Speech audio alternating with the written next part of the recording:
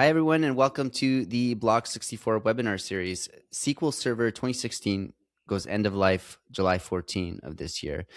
And if you're watching this, there's a fair chance it's been on your list for a while. Not because you don't care, but because SQL has a reputation for hiding inside applications nobody wants to touch. Migration has a reputation for breaking things, and nobody gave you a clear mandate to deal with it until now. Phil Carson is Block 64's licensing expert. He's going to show you how to easily scan your environment and find the SQL instances nobody knew was still running. And he's going to walk you through all the options to make what comes next as easy and simple as possible. And Leon Adato is a principal technical marketing engineer at Cribble, a self-described itinerant wandering IT storyteller and DevOps ferret. He spent nearly 40 years inside IT. He's going to have to tell us what a DevOps ferret is as our first question. And during that time, he's seen every version of this problem and has some really interesting opinions about it. I'm really excited for today. So thanks, Phil. Thanks, Leon. And let's get into it. Okay, so we're going to start with you, Leon. First, let's cross off the DevOps ferret. Where does that come from? Okay, so I was talking about people talk about like a DevOps expert and a DevOps, what a unicorn or whatever. And I realized I'm a DevOps ferret, which is if you've ever had ferrets or interacted with ferrets, they're creatures that scrabble around looking for hidden corners and things that they can stick their head into and crawl into, and then seeing what secret treasures come out of it. And a lot of times what you come out with is an old Coke can or a dead mouse, but every once in a while you find a valuable gem. So that's me. I just sort of dig around and stuff.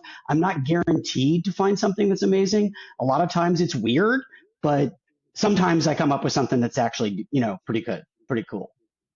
Well, thanks again, Leon, for joining us. So first question I had for you is, you shared a blog post with me before this recording, and you wrote a piece last year called the software migration pain versus risk.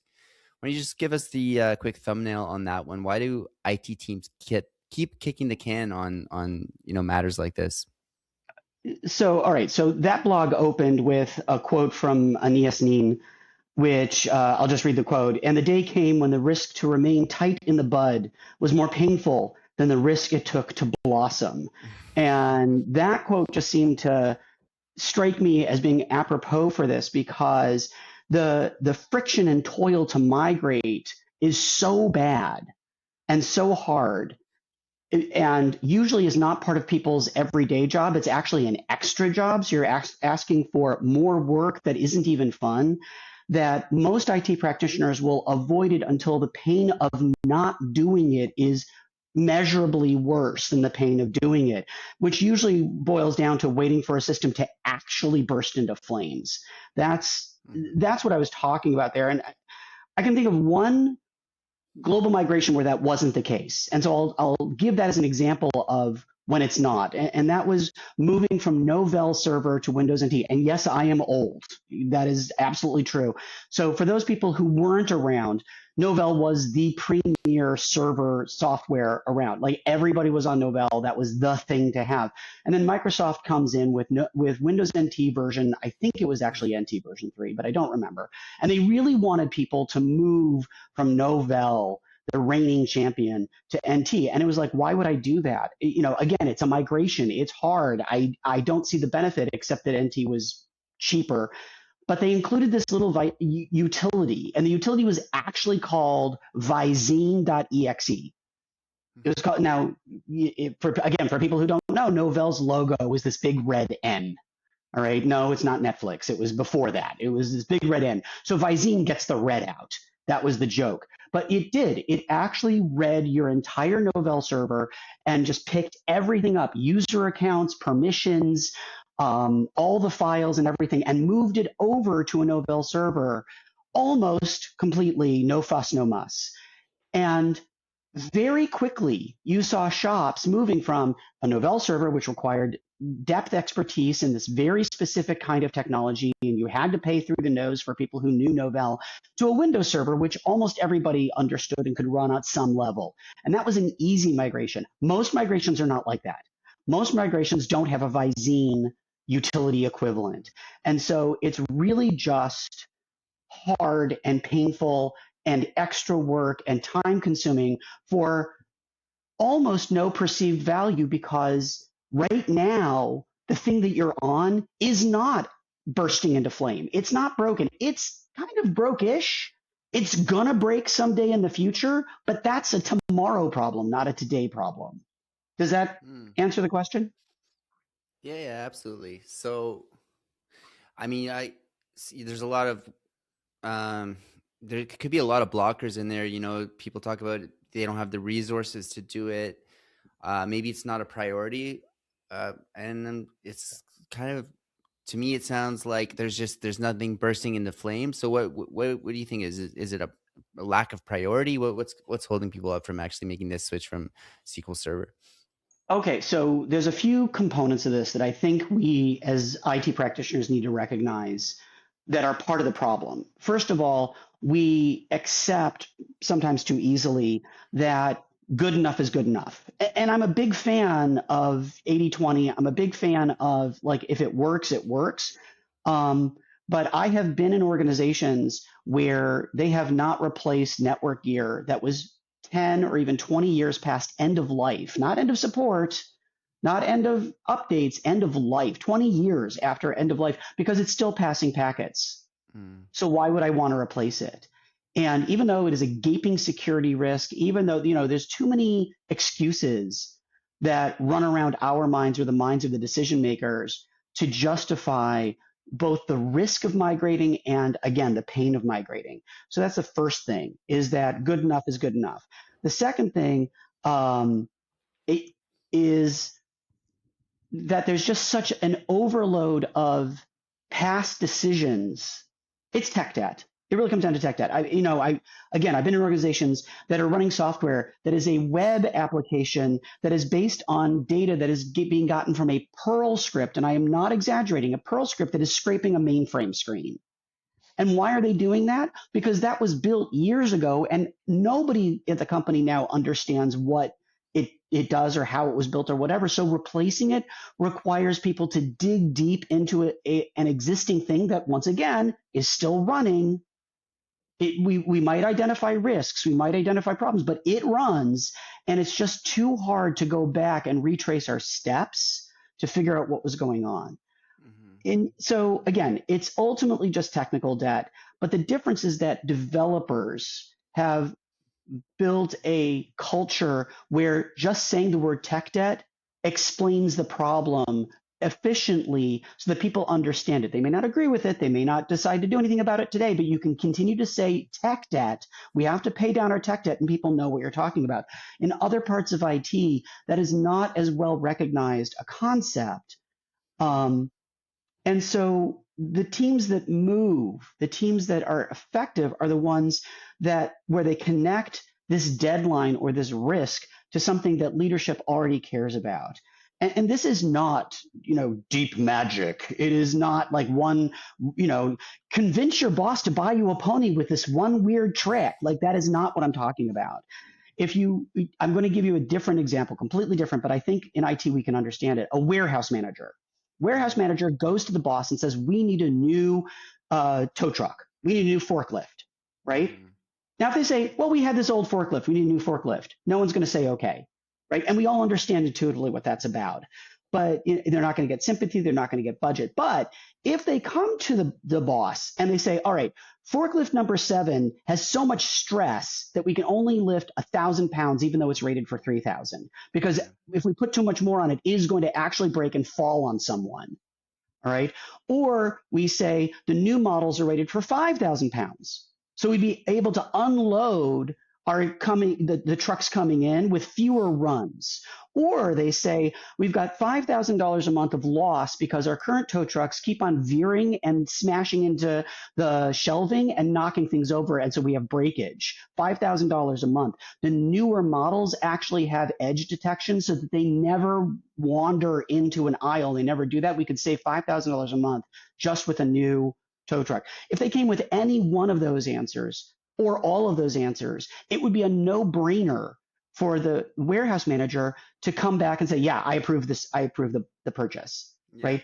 In IT, we don't do that. We don't do anything even close to that. So here's my baseline, right? in IT, what we need to do is start focusing on the things that we need and relating it to one of three things. Businesses only care of one of three things: increasing revenue, reducing cost, or removing risk. Those are the only three levers a business ever cares about. They don't care about efficiency. They don't care about, I'll save this much time and I'll be able to work on these other things. They don't care about it.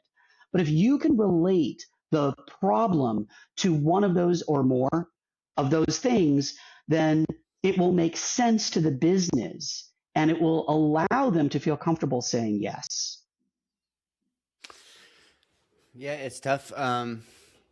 And I almost want to jump ahead to that point. I know we're going to get to that a little later about tying like specifically the SQL Server migration to those business points. But even like with the forklift analogy, even if you have a good business case for it, there's this idea of like the forklift is actually like propping up a system somewhere. I don't, I can't extend the metaphor that well, but you know, sometimes these Yeah. SQL instances are in these legacy applications that are business critical, and the idea of migrating to a new version raises a lot of questions about like, is that app going to break? So how common is that Okay. concern? All right, so I'll try to fix the analogy for you, and I'll say that we have an entire team of forklift operators who are trained and very, very well versed on the old models. And if we give them new models, we will have to send them out to complete retraining. They will have to learn how to do their job in utterly different ways because the forklift, the interface is different, the responsiveness is different. They will have to basically relearn their job, and we're not interested in that. So there's my adjustment to the analogy, which again, the pay me now, pay me later is an answer. But I will also say that in IT security, in audit terms, the goal isn't always to upgrade everything to the latest version, to patch every single conceivable bug, to migrate every system vulnerability, to mitigate every system vulnerability. It's first and foremost to identify the risks that exist, to say this system has this risk and this is what it's about and this is the cost or the value or whatever it is, right? You always put it in those business terms.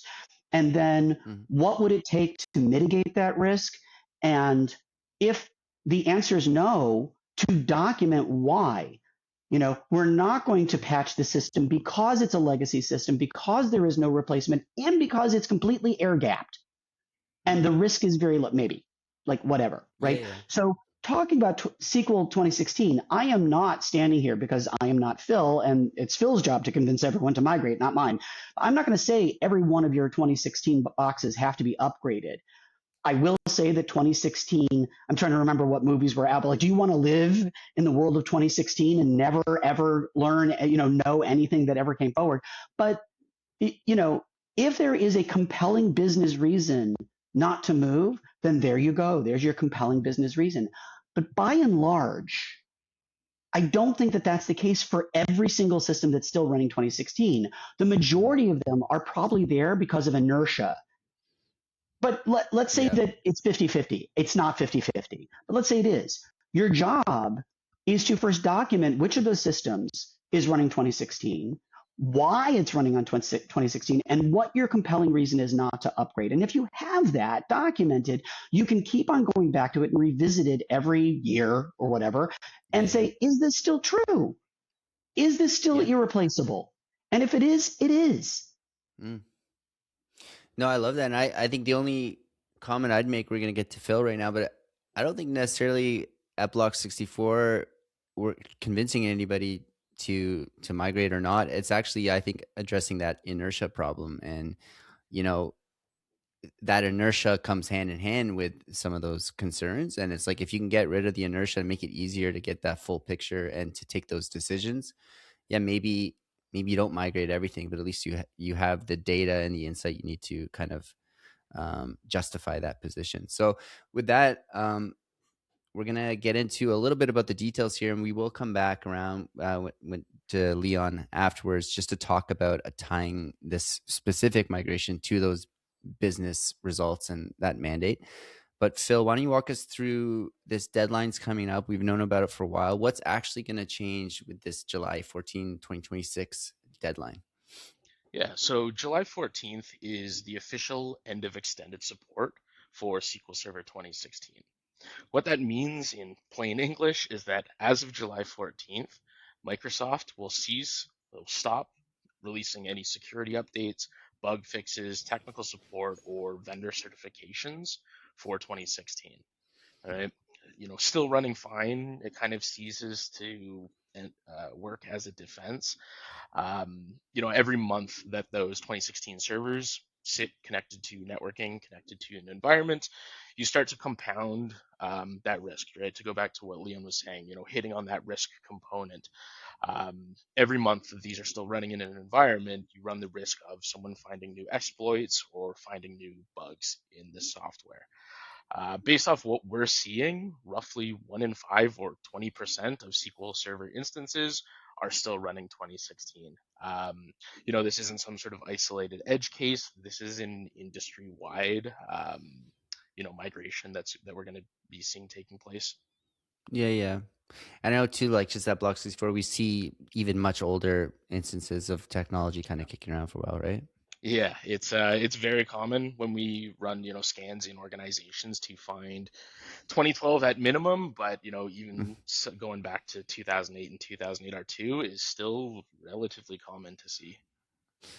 Yikes. Okay. So what are the, I know there's a few paths now. It's not just a simple one option, click this button and go. So what basically are the options that people have ahead of them? So we've kind of picked out three options here. First one being upgrading to SQL Server 2022 at minimum.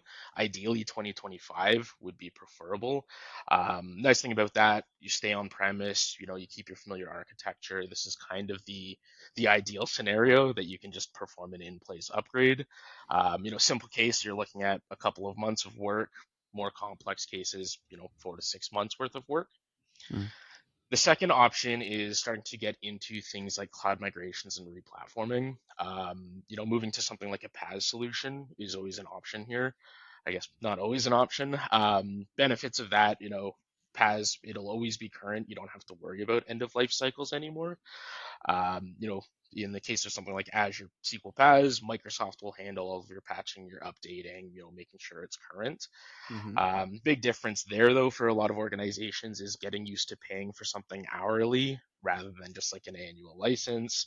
You are also additionally paying for things like the compute power, right? Rather than having a separate server plus license, you're now kind of integrating those two into one single line item. Mm-hmm. The third option is doing something like finding a SaaS alternative to your application. The big benefit here is it's way less management for you, right? You're no longer managing a database, you're no longer managing infrastructure. You're mostly just managing that application layer. Mm-hmm. Um, Drawbacks to that is that not every custom SQL application that you've built out as an organization is going to have a SaaS alternative. A lot of the time you're trying to figure out, this application that I have from 10 years ago, trying to find a SaaS equivalent of it.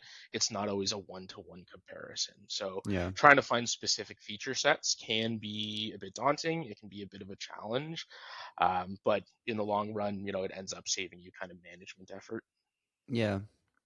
Okay, and I know some people obviously do nothing as an option, but Yeah. the kind of close cousin of that is maybe just put it off a little bit with the extended security updates, right? ESU. Yeah. What do you say to that as an option? Is that feasible?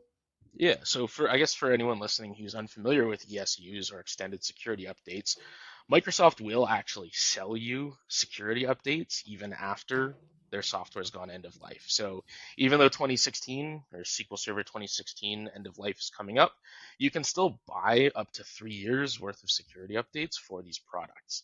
Mm. The downside of those is that, one, you can only buy up to 3 years worth of support for them. The second one is that year over year, those security updates do grow in price. And then Mm. the third main one is at the end of those 3 years, you're right back at square one, right? You're having the exact same conversation that we're having right now. Hmm. You have to figure out that migration plan eventually. Yeah, absolutely. Okay, so thanks for that. Now we set the stage a little bit. We know what the situation is with the end of life, and we kind of teased this in the first bit with Leon. But like, first part of getting this done, doesn't even start with a tool like Block64 to help you figure out what's in there and what can migrate. It's building up that business case and creating that mandate.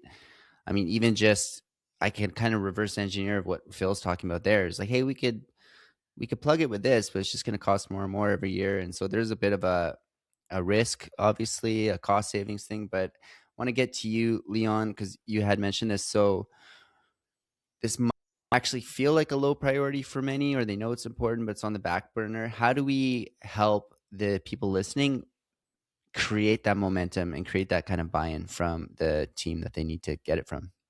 So I'm gonna sort of redirect and say that the question that the IT practitioner, the DBA or whoever has to answer is why anything and then why now? Mm. Because you are fighting the do nothing. The databases are working.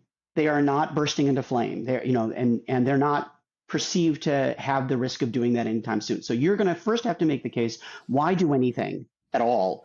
And then why do I need to do it now? Which is a retread of what Phil was just saying.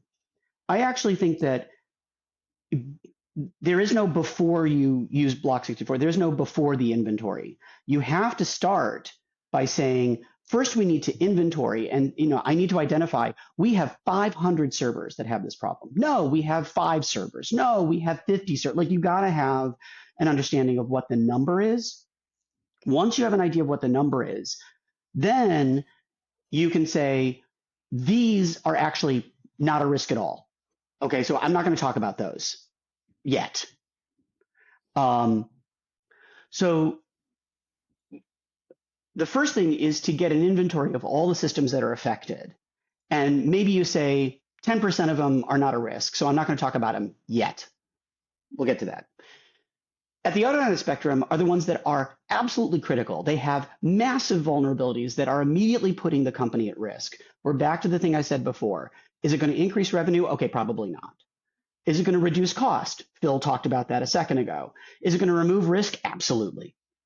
You have to put that in business financial terms. It's not just risk like, oh, I feel risky, right? No, it's this is, if this breaks, if we have this vulnerability, if this gets exposed, if this data gets out, whatever the problem is, right? I mean, I can't tell you what that is. Each organization has to understand that and make that assessment.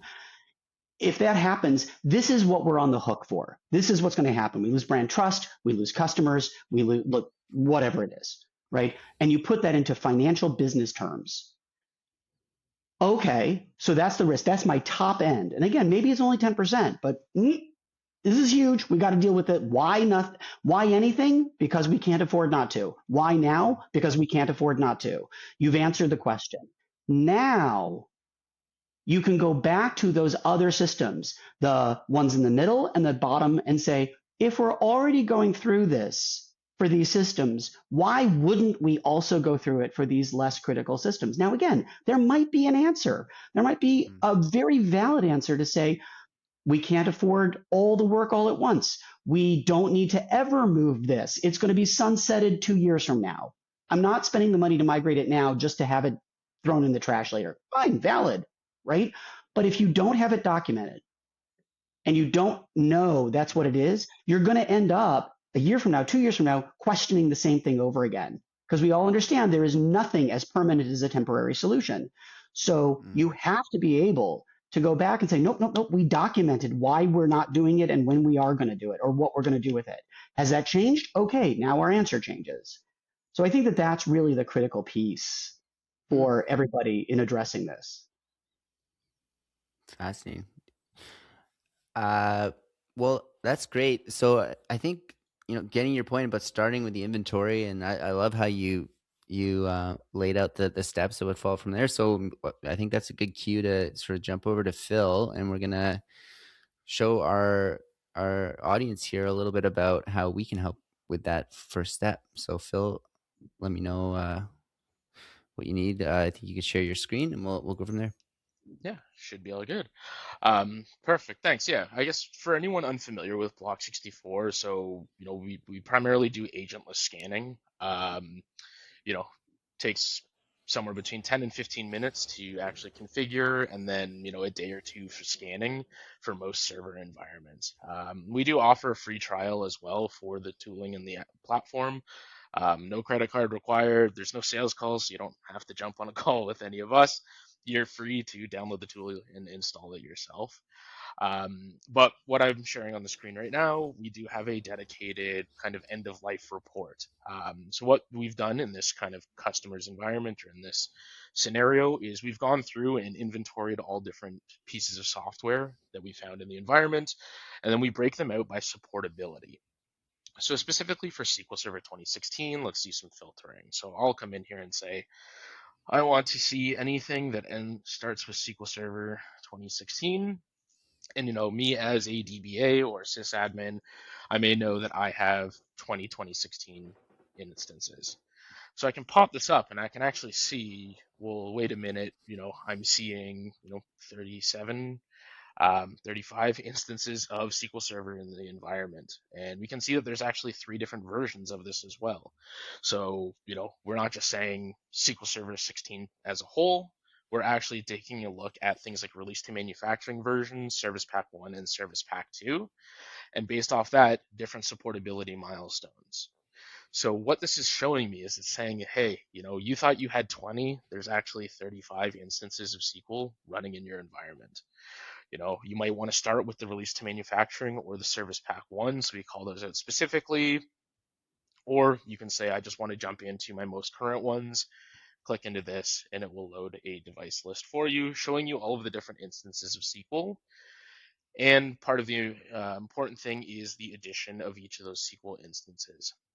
So for those organizations out there that are purchasing software assurance, doing things like updating SQL from 2016 to 2025, that's a relatively, I use that term sparingly, relatively low cost operation.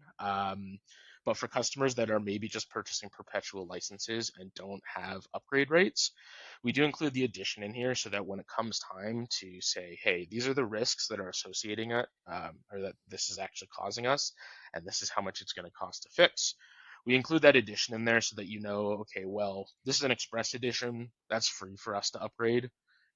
This is standard, it's going to cost us X amount, or these are our enterprise, these are going to kind of be the bigger cost centers for us.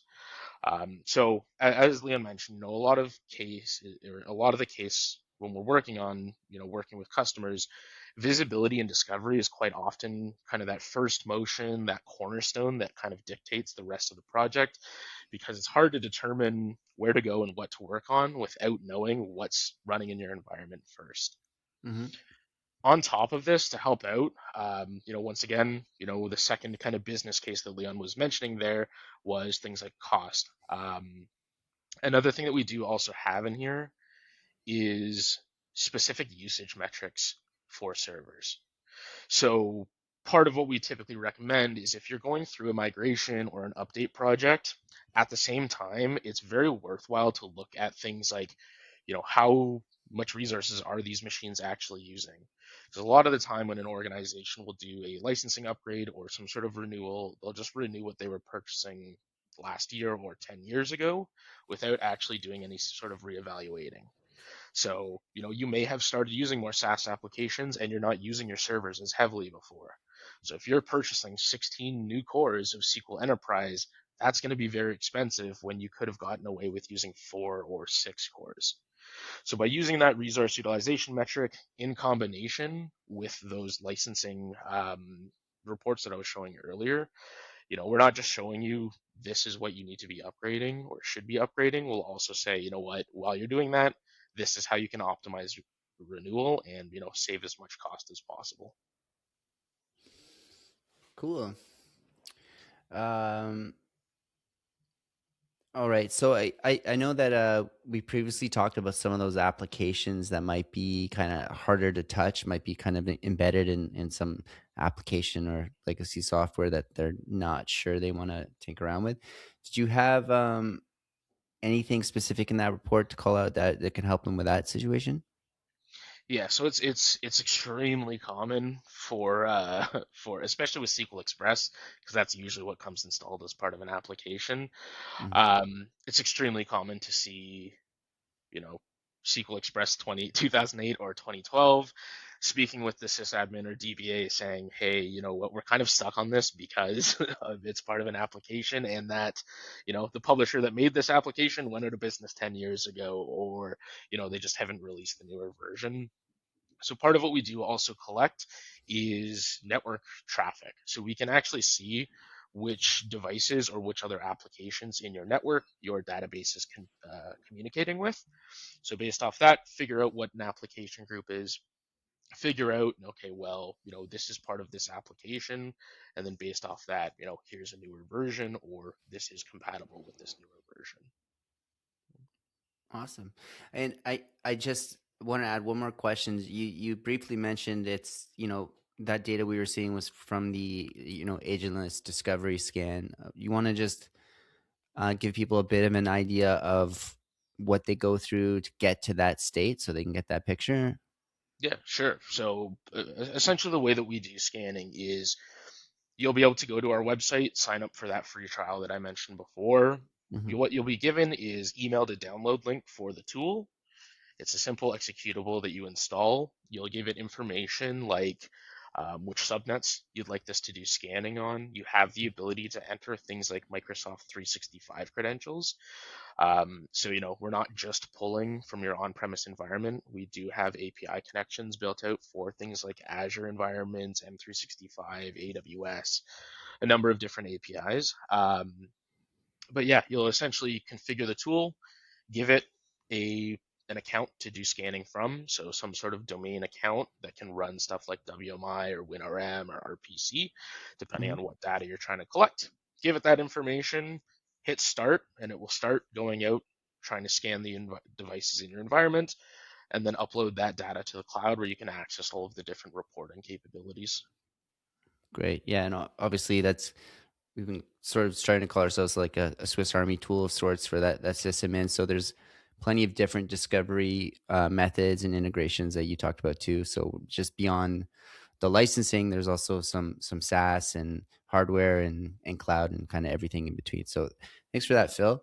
Any final thoughts here, Leon, before I wrap it up for us? No, I think that again, you can't make a business case for how to fix this until you can be really, really clear about what the scope is. Just walking, I mean, again, imagine walking to the boss's office and says, we need to upgrade all of our, SQL 2016 instances. You don't give a number, you don't give a risk, you don't give any sort of context. How are they supposed to make a business decision? And a point I didn't make earlier, but it's worth saying is that you are going to talk to your boss, probably. Maybe if you're lucky, you're talking to your boss's boss.